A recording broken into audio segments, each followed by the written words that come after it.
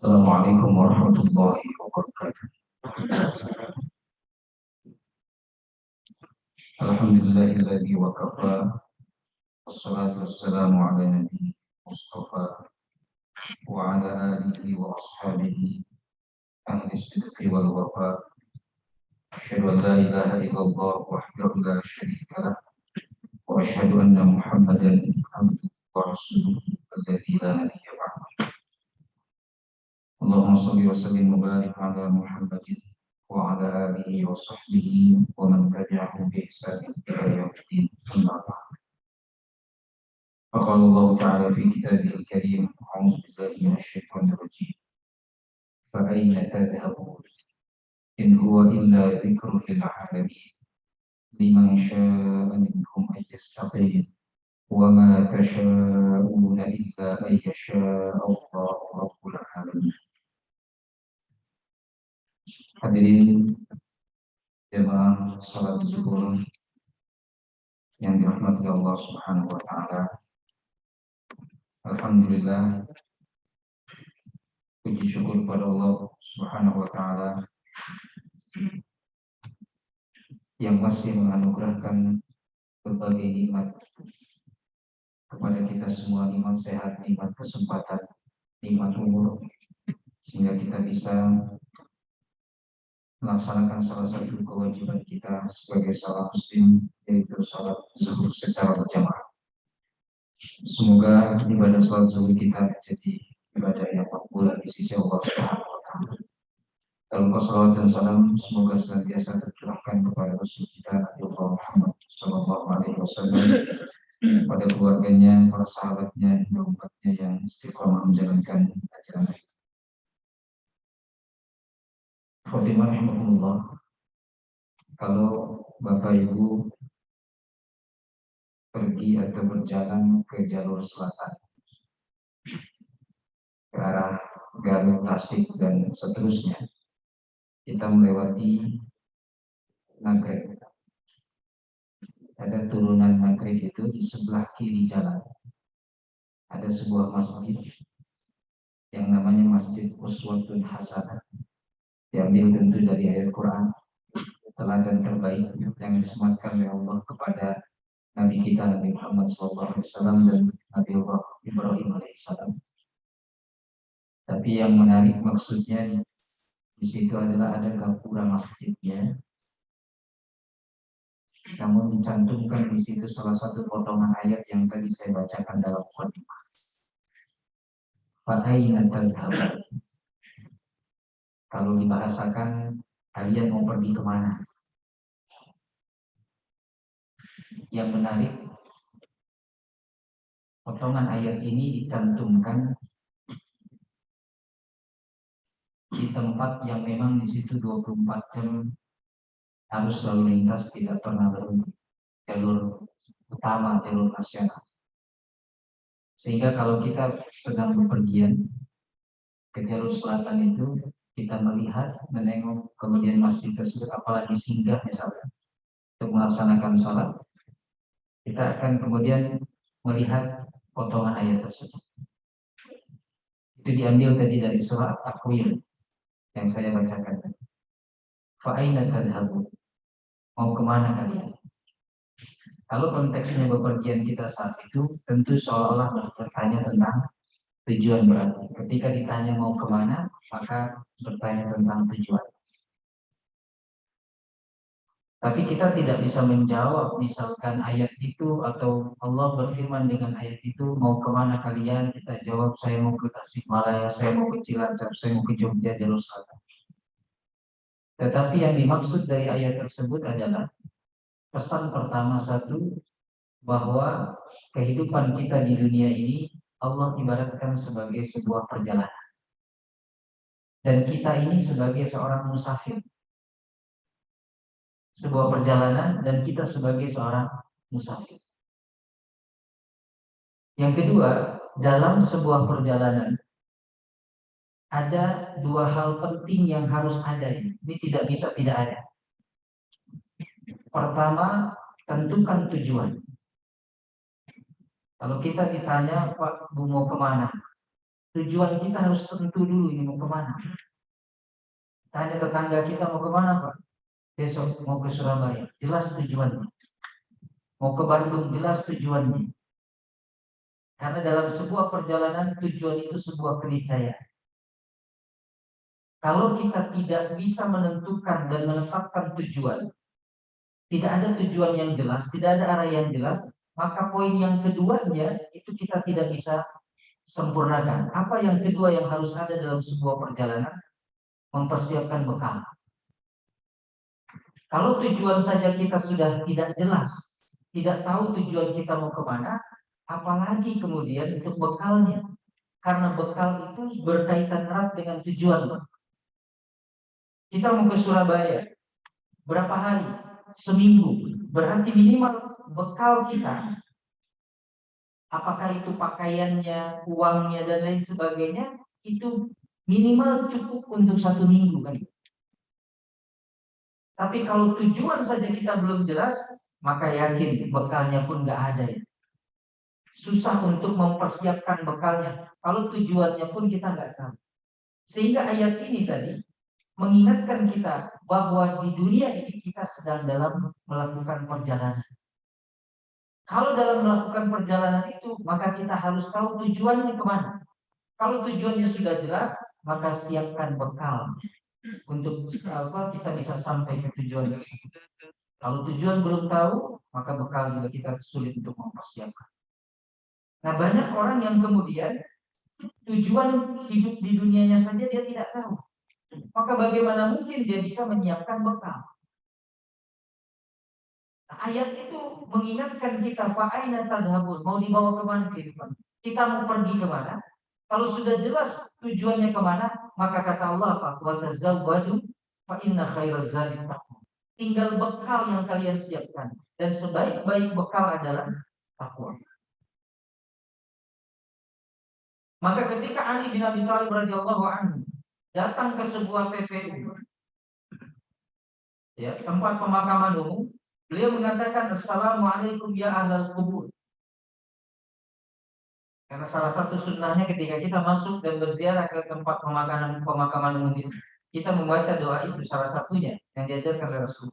Assalamualaikum ya ahlal diyar minal mu'minin wal muslimin wa inna insyaallah bikum lahiqun nas'alullah lana wa lakumul afiyah. Nah, Ali bin Abi Thalib radhiyallahu anhu juga begitu. Assalamualaikum ya ahlal kubur. Kaifa halukum? Kata, bagaimana kabar kalian? Ketahuilah oleh kalian bahwa harta-harta kalian, peninggalan kalian itu semuanya sudah habis dibagikan kepada ahli warisnya.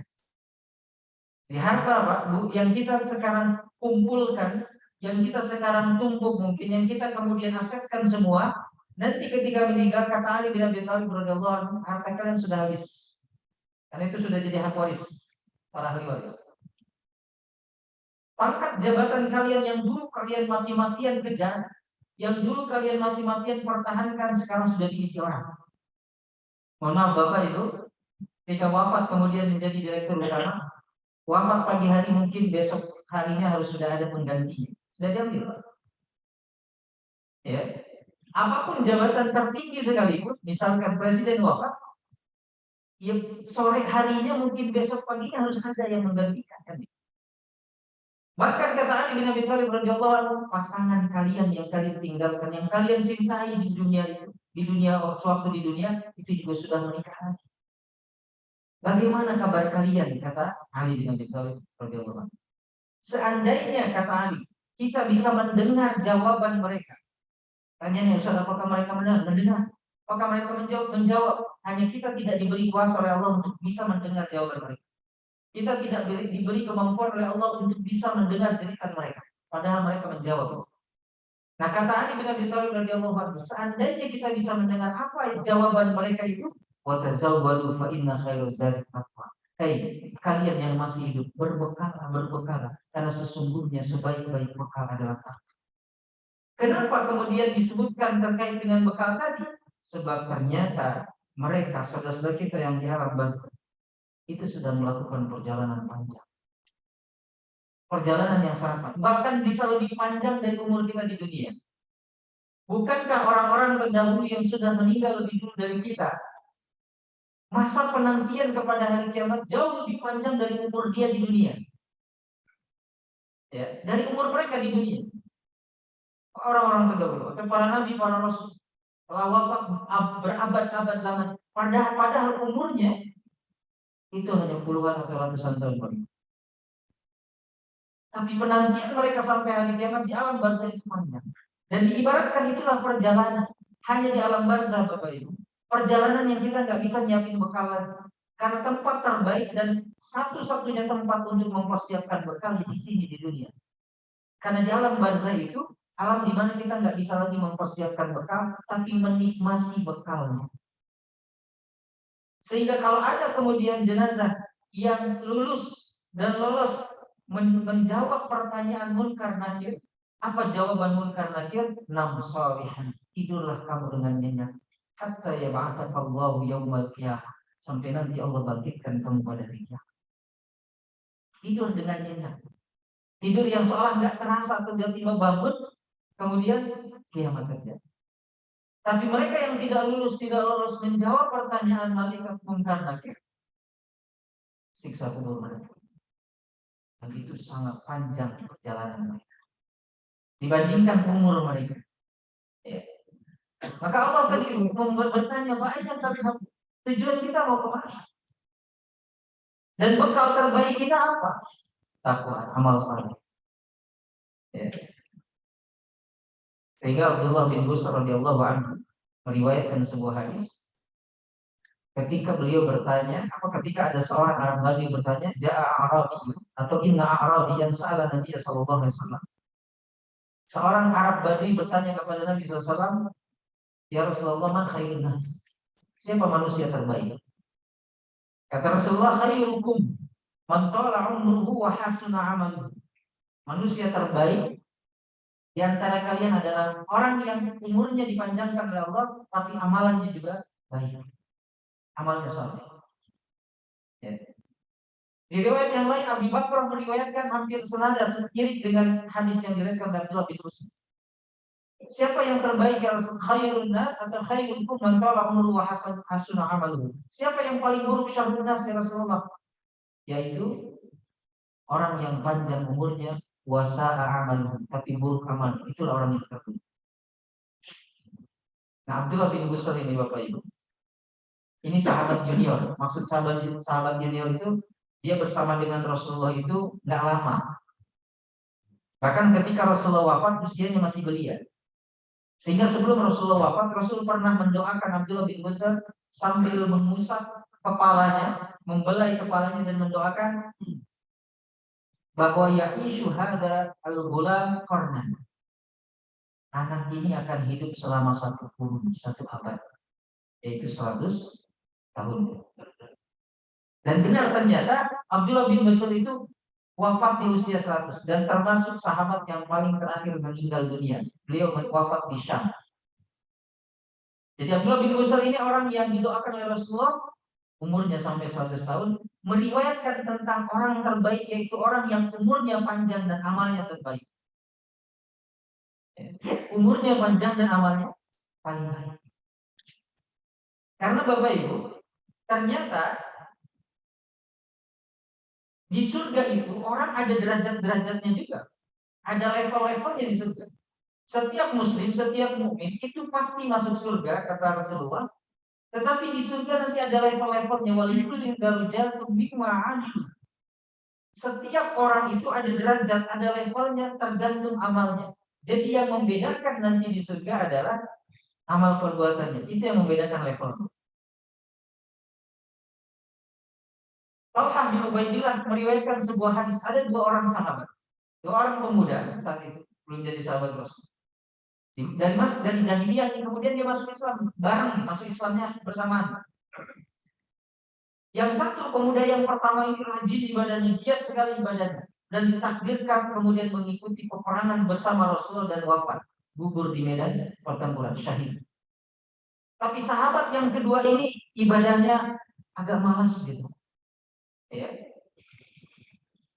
Tapi oleh Allah diberikan umur 1 tahun lebih lama dari sahabatnya yang pertama yang wafat melalui medan pertempuran syahid.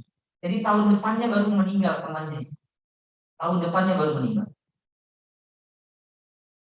Talha ini kemudian bermimpi, Pak. Bermimpi dua orang dia berada di depan pintu surga, lalu datang dua orang pemuda ini. Malaikat penjaga surga kemudian mempersilahkan pemuda yang terakhir meninggal justru untuk masuk surga lebih dulu. Baru kemudian menyusul yang kedua yang mati melalui medan pertempuran syahid. Nah, Tolha sendiri kemudian oleh malaikat penjaga surga dikatakan kamu belum waktunya. Terbangun kemudian Tolha dan menceritakan itu sampai ke telinga Rasulullah SAW. Lalu para sahabat yang mendengar cerita Tolha bertanya Rasulullah, kenapa yang masuk surga itu sahabat yang lebih akhir meninggal, yang tadi Pak ibadahnya kurang rajin lah. Ya. Tapi kenapa bukan sahabat yang pertama, laki-laki pertama yang masuk surga duluan? Padahal dia rajin ibadahnya dan dia meninggal dalam keadaan syahid. Kenapa ya Rasulullah? Apa kata Rasulullah? Sahabat yang kedua meninggalnya, yang terakhir meninggalnya itu, bukankah dia dipanjangkan umurnya oleh Allah ditambah 1 tahun? Iya. Kalau begitu dia bertemu dengan Ramadan. Kalau begitu dia kemudian menyempurnakan ibadah di bulan Ramadan. Dia sempurnakan yang wajib, dia sempurnakan juga yang sunnahnya. Betul ya Rasulullah. Itu yang membedakan derajat dia dengan sahabat yang pertama, bainas sama'i wal ardh, bahkan antara langit dan selisih 1 tahun, tapi dimaksimalkan. Ya. Yang kata Rasul tadi, sebaik-baik kalian adalah yang terbaik, yang paling panjang umurnya dan terbaik amal. Selisih 1 tahun, tapi bisa membedakan derajat seseorang dengan seorang lain di surga. Walaupun mungkin ya tadi sahabat yang pertama mati syahid, ibadahnya lagi. Maksudnya Bapak Ibu, kalau kita diberikan hidayah oleh Allah Subhanahu wa taala untuk kemudian memperbaiki hidup dan kehidupan, untuk kemudian mengetahui arah dan tujuan hidup kita kemana, walaupun di penghujung usia kita, jangan pesimis maksudnya. Karena ada seorang sahabat yang bernama Sa'ad bin Mu'adz, itu berislamnya hanya 7 tahun. Menuju wafatnya, dia masuk Islam 7 tahun sebelum wafatnya masuk Islam. Tapi ketika wafat Sa'ad bin Mu'adz, apa kata Rasul? Ihtazza arsyur rahman limauti Sa'ad bin Mu'adz. Bergetar singgasana Allah yang Maha Rahman karena kematian Sa'ad bin Mu'adz. Padahal Islamnya hanya 7 tahun. Tapi apa kata Rasul? Kenapa bisa begitu ya Rasulullah? Para sahabat bertanya. Karena Sa'ad bin Mu'adz dalam 7 tahun itu benar-benar menghabiskan waktu yang beribadah. Ya. Padahal hanya 7 tahun. Dibandingkan dengan sahabat-sahabat yang generasi awal gitu. Hanya 7 tahun wafat. Tapi kematiannya itu membuat singgasana arasy Allah Subhanahu wa taala itu berguncang, bergetar. Bayangkan kalau singgasana Allah itu bergetar, bagaimana sosok orang tersebut? Ya. Ada lagi seorang sahabat dari zaman jahiliyah masuk Islam, baru melaksanakan sholat 5 waktu itu baru 1 waktu maksudnya. Lalu datang perintah Allah untuk berjihad, membela agama Allah, turun perintah itu, lalu Rasul mengajak sahabatnya, kamu ikut dengan saya, ikut berperang. Siap ya Rasul, ikut perang lalu syahid. Apa kata Rasul? Beruntung sekali orang yang hamilat qalilan wa ajruhu. Amalnya sedikit, tapi pahalanya besar. Jadi baru masuk Islam, turun perintah perang, lalu kemudian mati syahid. Ya. Maksudnya ini adalah kaitan dengan tadi. Penetapan tujuan kita sekaligus kemudian mempersiapkan bekal. Jangan sampai kita berlomba untuk sesuatu yang kita akan tinggalkan. Contoh kita berlomba dengan dunia. Padahal itu akan kita tinggalkan. Tapi berlomba kita untuk sesuatu yang akan kekal selamanya kita miliki. Ya. Kita berlomba banyak-banyakan harta, banyak-banyakan aset, kendaraan, rumah dan lain sebagainya. Semuanya akan ditinggalkan kata Ali tadi. Hartamu semuanya sudah dibagi untuk ahli waris. Ya. Ma indakum yanfad kata Allah dalam surah An-Nahl ayat 96. Apa yang ada dalam genggamanmu akan sirna, habis semuanya. Wa ma indallahi baqin. Dan apa yang kita peruntukkan untuk Allah itu yang akan kekal. Maksud sirna, maksud tidak apa habis itu Bapak Ibu. Minimalnya ada yang disirnakan oleh Allah langsung seketika itu juga, tapi ada yang melalui tahapan. Apakah bertambahnya usia kita, penglihatan kita makin tajam? Tidak. Makin menurun kan? Nah, menurun, kemudian akhirnya yanfat, binasa, sirna. Pendengaran kita makin kesini makin kuat, tidak. Ada satu waktu nanti pendengaran kita makin melemah. Organ di dalam tubuh kita, fungsi jantung, fungsi paru-paru, pencernaan kita makin kesini apakah makin baik? Makin melemah. Yang akhirnya akan yanfat, akan sirna. Daya ingat kita makin kesini makin berkurang, yang akhirnya akan sirna.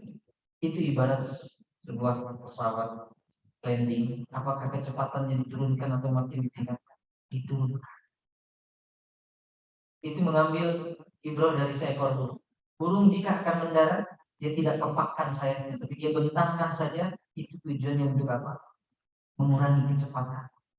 Ya, diikuti, ditiru oleh teknologi pesawat. Pesawat akan landing, terbuka itu sayapnya. Ya, di sayap itu ada yang begitu lagi, semakin melemah, semakin berkurang kecepatan. Itulah Allah. Ketika kemudian mulai ada tanda-tanda kulit kita makin kendor, rambut kita makin menguning, daya ingat kita makin menurun, penglihatan kita makin kabur, pendengaran kita makin berkurang, maka itu sebenarnya tanda isyarat kita akan landing. Ya, karena diturunkan kecepatan pesawat itu ketika akan mendarat. Demikian juga ketika kita akan waktunya meninggalkan dunia, turunkan semuanya.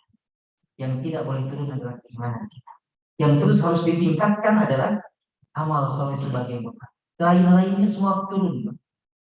Yang berhubungan dengan dunia semuanya turun. Ya. Dalam pekerjaan makin ke sini Bapak makin diberikan amanah tidak? Makin mendekati masa pensiun makin dikurangi tanggung jawabnya. Kenapa? Bahasanya mungkin sudah kurang produktif, sudah harusnya istirahat. Ini sebagai tanda ya, isyarat. Ya. Maka ayat tadi kembali pada surat Fatir, fa'aina tadhhab. Mau kemana kita? Kita dalam perjalanan, maka tentukan tujuan kita. Sudah ketahuan tujuan kita kemana? Karena tujuan itu hanya, ya, kalau nggak surga Allah, ya neraka Allah itu tujuan kita. Lalu setelah itu siapkan bekal. Kita mau nyampe kemana? Maka Rasul mengatakan, kun fid dunya ka'annaka gharib. Jadilah kalian di dunia ini seperti orang asing. Orang asing gimana? Kita datang ke suatu tempat asing.